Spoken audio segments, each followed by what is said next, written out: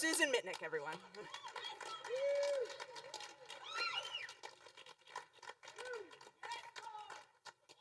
Okay, let's see. I'm not really good at this sort of thing. Can you hear me? I'm okay? Okay. Now, my stuff is on paper. Come closer like that. This is going to be a little hard for me. I just want to say, where's Julie? Wave your hand in the air. My children love this camp more than anything on earth. Gemma and Pearle, that is. And I just want to say her infectious love of Gilboa has spread to my entire family. And because of that love, we love it too. And you've brought them an everlasting joy for the rest of their life. So thank you for that.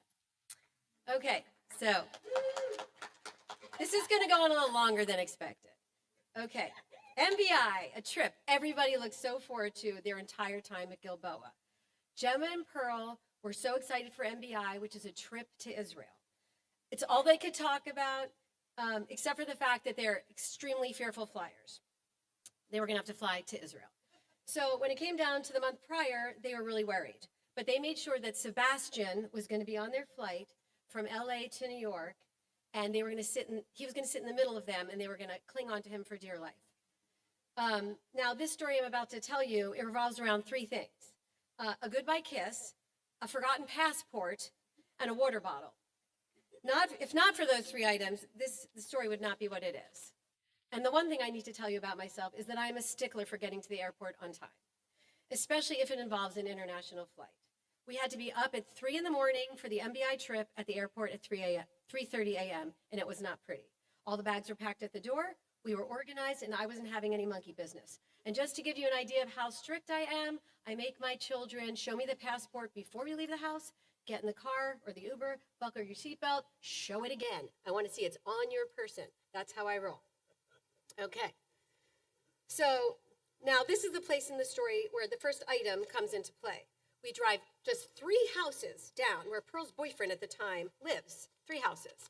I have to say goodbye one more time. I think this should be about a 2-minute, like, mwah. But no, it turns into about a 12-minute cry fest. And now I'm stressing out. And we're just in the car in the pitch black. Pearle is hysterical crying as we drive off towards LAX. Now, this is the place in the story where item number 2 comes into play. We get to LAX and we find Sebastian. And he's sitting by himself on a bench. Sebastian, where is your dad? He goes, I left my passport at home. My dad had to go back to the house to get it. Like, shock of my life, in my life. I'm like, you're holy shit. Like, are you kidding me? This does not happen. But we're all a team, and we're all going to go down together, so we're going to wait for Gary to come back with the passport. It was kind of like the baton toss. Gary comes back with the passport, and we race to ticketing. Everything's in order, but we're definitely pushing it at this point, and I'm starting to sweat.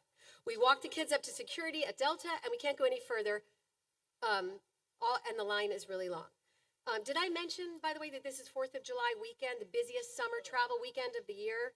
And did I also mention that there's a massive atmospheric river-type storm that is brewing on the eastern seaboard it's set to start in the early evening? So the fact that we had an early flight, arriving around 3 p.m. to New York, was a good situation, but it did not leave a lot of room for complications. So now we're back in the security line. We have our hugs and kisses. Goodbye, and the girls are excited. Sebastian's excited, and off they go. It's a really long line, and I can tell it's going to be really tight. Ari and I decide to wait right at security where the non-passengers can't go any further. I'm seeing their heads still, and I know that means they're not moving any further, and I'm starting to worry. So I text them, advocate for yourself. Tell them that you've got a connecting flight. Tell them you're meeting a group. Tell them you're going on an overseas flight, that you're a minor, that you need to get through this line. Gemma says, we're trying. They finally get to the part where they check your bags, and this is the place in the story where item number 3 comes into play and seals the fate of the day. Gemma has her precious Hydro Flask water bottle that she forgets to dump the water out of. They get through security, and the TSA guy says, you got water in the bottle. Either throw it out or dump it out and get back in line. This took Gemma a little too long to decide, but she decides to save the water bottle and go back through the line. Wrong choice. I'm sure you guys can imagine the rest of the story. They run to the gate. Run, run, run. And unfortunately, there was a cold-hearted stewardess who decided to close the gate 2 minutes before it was supposed to get closed. And all they begged and pleaded, they were minors, etc., and they had connections. She did not budge. They promptly went over to customer service at Delta. You can't get a flight out till Tuesday. You know it's 4th of July weekend. We're fully booked, but you can try to go out on standby. There's something at 8, 8:45. They anxiously waited, but nothing happened. There was only room for one. And they told Sebastian, you go, we'll figure it out. They had a real meeting of the minds. It was a spiritual friendship moment for the three of them, but this is what they agreed upon. What they didn't know is while they were waiting on standby, I had a cavalry of people on their computers trying to help me figure out plan B. My friend Kim, my mom, my sister, everybody. We tried Dallas, we tried O'Hare. The list goes on, but it was futile. I'm pacing in the hallways at LAX down at the Delta counter, waiting in line, trying to help me figure out what to do. My first call was to the tour leader. Pearle and Gemma missed their flight. Sebastian made a flight to JFK, and he'll be retrieving the luggage of Gemma and Pearle's luggage that will be waiting there as well, which now means that Sebastian is in charge of every single object that Pearle and Gemma brought to Israel, which, let me tell you, is a lot. And this is how Sebastian got his nickname for me, which is Sherpa. So I say to her, we're going to try to get them out. What do you suggest we do? Her reply, I've got 8 kids in Boston that missed their flights, 10 kids in Vancouver that missed their flight, and none of them are going to get out because of this storm. And you know, it's 4th of July weekend. I know it's 4th of July weekend. So then she goes on to tell me, if you can swing it, you should not even try to go through the East Coast now. But you should try to do is get them to Tel Aviv on a nonstop flight from LA. I'm like, LA to Tel Aviv now, today? Dollar bill signs are flying through my head until they come out of my eyeballs. The girls will be freaking out to be flying alone. It's rushing through my head. They'll miss the entire welcome session in the Negev. Alas, there's no other choice. I get a hold of this guy, Daniel, who's a travel agent in New Jersey that specializes in Israel trips through my sister. I tell him the dilemma. He insists that I give him their passport numbers right away and all of their vital statistics. And there's 2 available seats left on the 2 o'clock flight, LAX to Tel Aviv. The tickets are $1,900 each one way. Total of $3,800. Holy shit. I call my mom and she says, this is not something she doesn't say. She says, put it on my American Express card. Do it now. My mom is an absolute lifesaver. She absolutely saved the day. At this point, the girls are coming down the escalator, stuffies in hand, crying their eyes out with their pillows and their duffel bags, and they seem like they're 7 years old. Mommy, what are we going to do? Mommy, we're going to miss our trip. Oh, are you going to put us through Dallas or Chicago? How are you going to get us to New York on time? And I say, well, that's actually not going to happen. But I'll tell you what is going to happen, and we need to walk and talk, so keep moving. You're going to Israel and LL, straight from LAX, nonstop. There's a 2 o'clock flight out of Tom Bradley. If you're going to get on it, and you're going to land in Israel 4 hours ahead of your group, and I will have Jasper meet you at Ben Gurion and hang out with you until your group arrives. Our son randomly was in Israel 2 days prior, so we can make that happen. This news is met with sheer horror and dismay. No, we cannot do that. We cannot do that. We cannot fly alone on a 14-hour flight by ourselves. We cannot. Tears flowing down their face, hysterical crying. Then Pearle says, Gemma, I think what this means is that we don't have to go up and down, up and down, up and down, up and down. We're going to go up in LA, and then we're going to go down in Tel Aviv. The other way we'd be taking off in LA, landing at JFK, taking off in JFK, landing in Austria, taking off in Austria, and then landing again in Tel Aviv. This way, we only have to do it one time. Gemma has no more energy to argue, and she says, okay, we can do it. Tell Bubby we're so grateful, but we're so scared. I said, well, keep on walking, girls, because we have to get over to El Al at Tom Bradley immediately. We get out of the car, and we go over to Tom Bradley. And I tell the girls one last thing. Now listen, and listen good.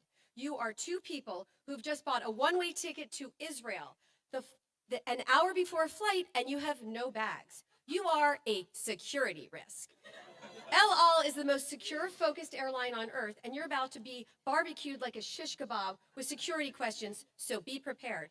And no sooner than I finish my last word of that sentence, we walk right up to the ticket window, armed guards in tow, and now I start to cry.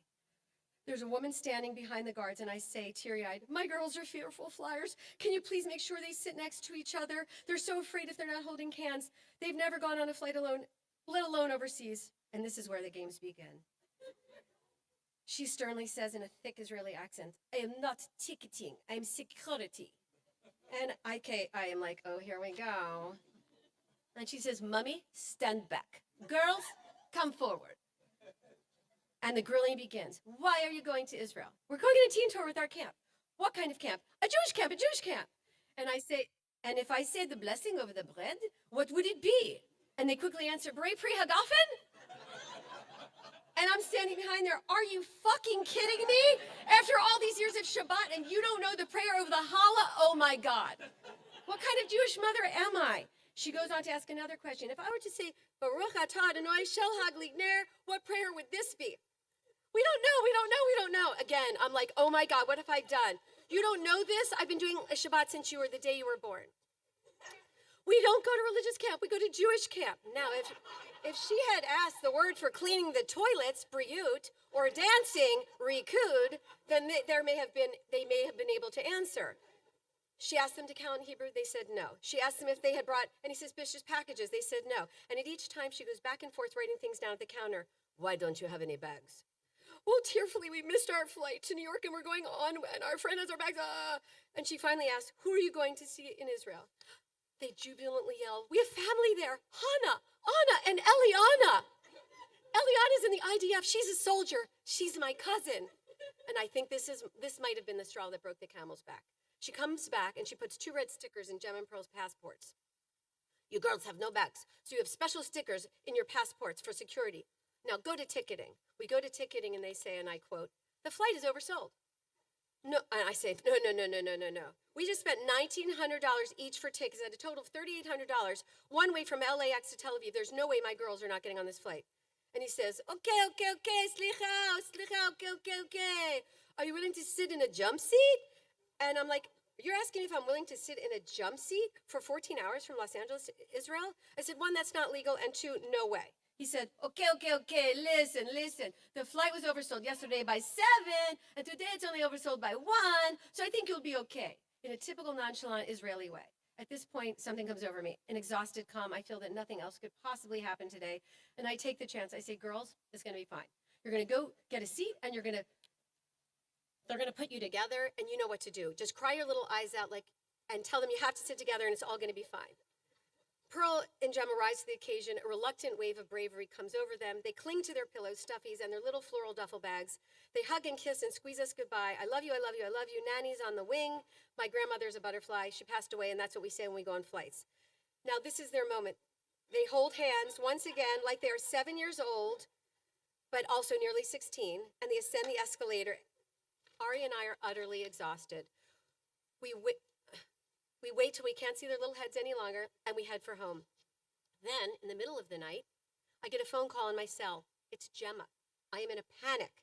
Who calls anyone from an overseas flight in the middle of the night? Hi, Mommy, she says cheerfully.